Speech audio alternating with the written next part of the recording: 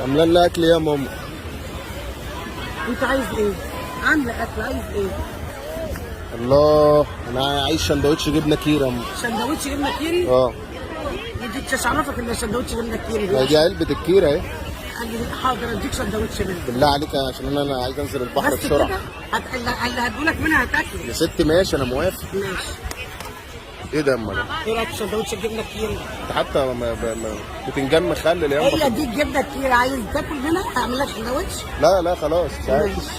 لا خلاص خليها لي. يلا عشان نغرف لك تاكل. يلا. الله. بسم الله الرحمن الرحيم. مكرونه سباكيتي يا اما.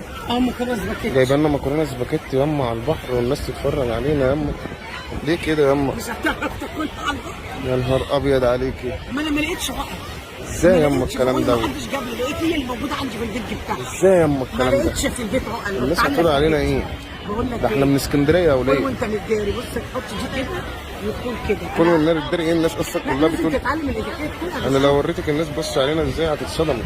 يعني الناس ما بتجيبش مكرونه سباكيتي في في البحر. حد بيجيب مكرونه سباكيتي بالحله كده يا اما؟ طب هنعمل ايه طيب؟ حد يجيب حله مكرونه سباكيتي يا اما؟ جايبه لك ايه يعني؟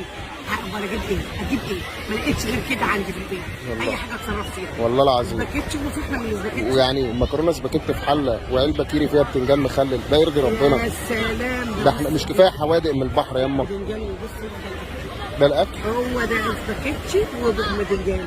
والله العظيم. الله.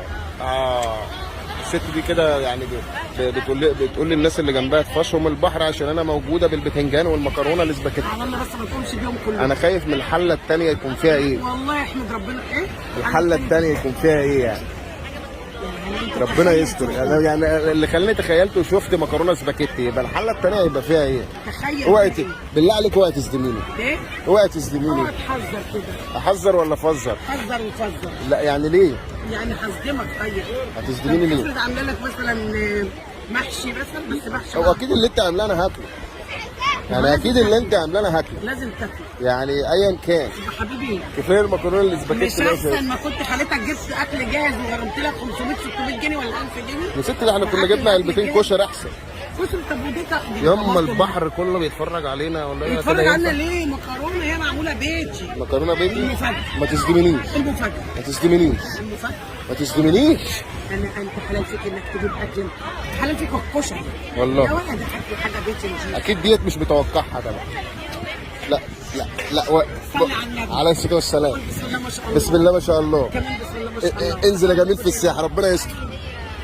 فراخ اللهم